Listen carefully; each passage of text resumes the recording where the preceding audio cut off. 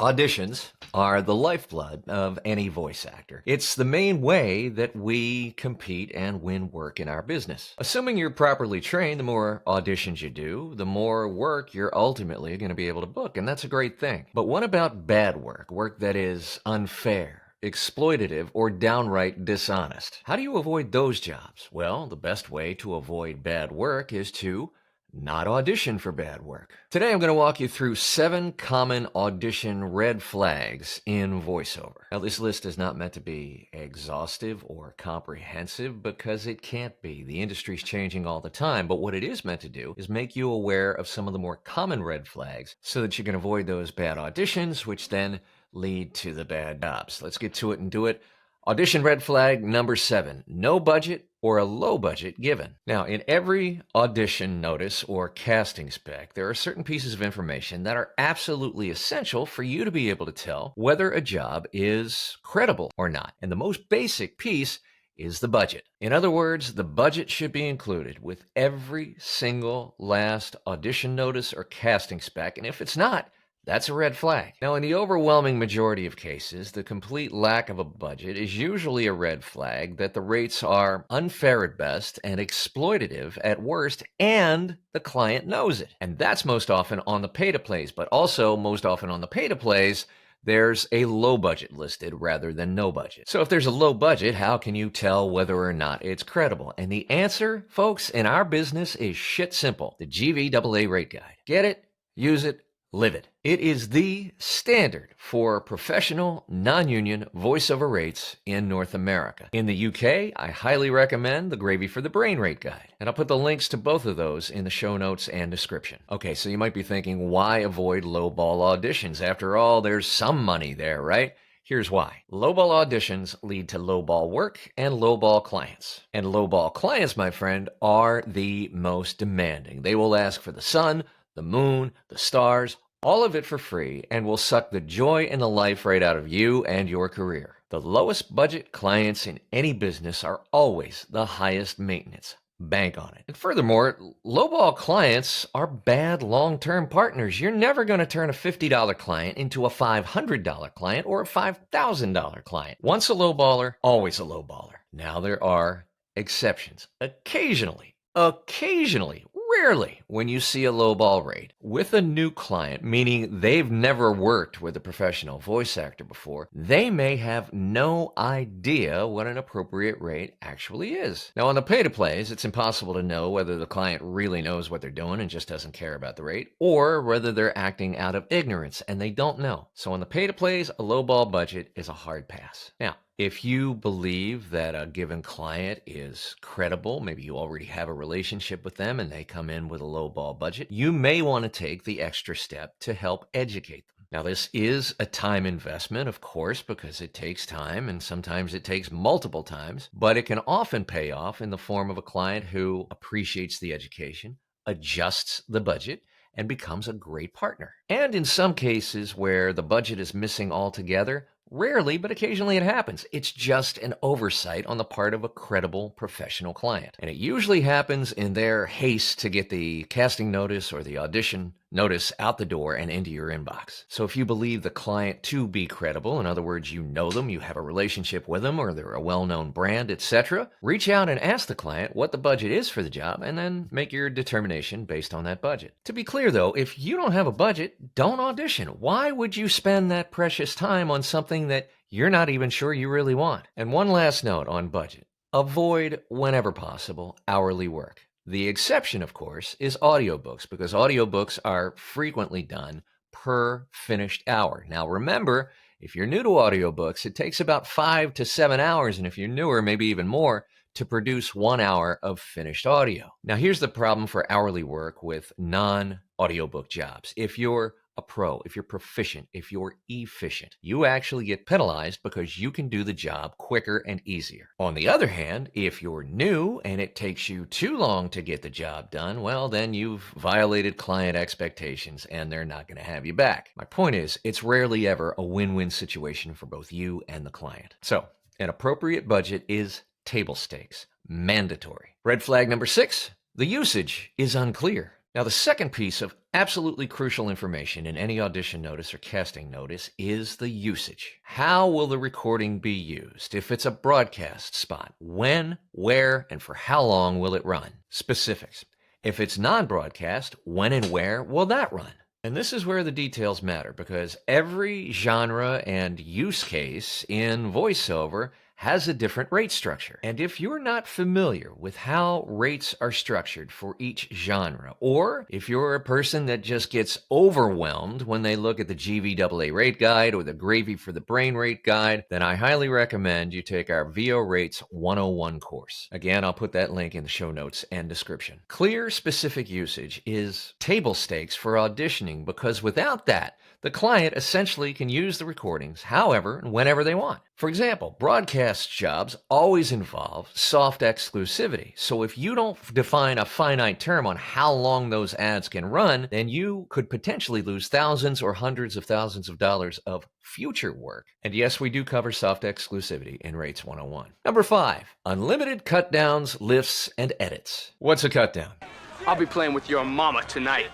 That's not a cut down. A cut down is when you read one script, for example, a 60, and the client then cuts that recording into additional recordings, let's say a couple of 30s, maybe a few 15s, some 10s, etc. Now, cut downs themselves are fine as long as they're clearly defined and the overall rate is appropriate to include that amount of cut downs. When they're undefined, or worse yet, defined as unlimited, that's a red flag. A lift is when they lift the audio from one recording to use it in another. In other words, let's say you did a radio ad for a client and they lift the audio to use it in the TV ad. So now you can start to see how your work can be repurposed in almost infinite ways. And if you agree to unlimited cut downs, lifts, and edits, then you're signing your rights away to ever get paid for those additional usages. Number 4. No experience necessary. Sometimes you see this in an audition notice. These folks aren't looking for or interested in working with pros. Next, number 3. This one's a biggie. All media buyouts. An all media buyout means you're assigning the client the right to use your performance in all media, including broadcast, non-broadcast, and media that doesn't even exist yet. And all of that for a flat, one-time fee. Why is that bad? Glad you asked. I'll give you an example. A fellow voice talent reached out to me at one point on LinkedIn. He says this: "Hey, Paul, I was wondering if you had a quick minute to help me price a VO project. It's a foreign production company that's doing a product category campaign. They want a 90-second script with multiple cut downs, a 20-second script, 5 years usage, worldwide, all media." Now, clients typically don't really intend to use that performance in all media. They don't even really need an all media buyout, but it's their way of simplifying the process rather than multiple licenses for multiple usages, some of which they might not have even decided on yet. I understand why clients ask for the all media buyout. It's simple and it's easy. But when they come to understand the scope of what they're really asking for, they learn that an all media buyout comes at a very steep cost. Here's exactly how I responded to that colleague. "Hey, voice actor, thanks for reaching out. If this were my gig, here's what I would send the prospect. Thanks for reaching out about this exciting project. I book within standard U.S. non-union GVAA rates.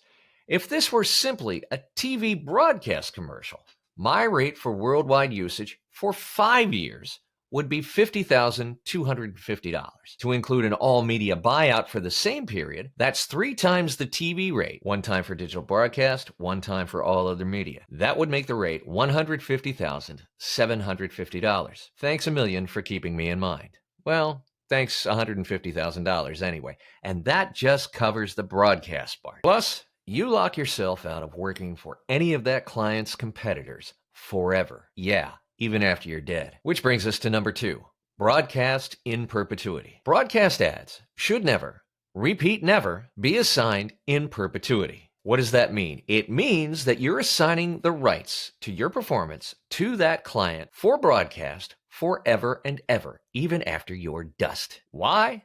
Soft exclusivity. Even if your client doesn't require exclusivity, no other competitor of that client is going to hire you because you've already assigned away your broadcast rights to that client. Congratulations. You've just locked yourself out of an entire product category forever. Broadcast should always have a finite term.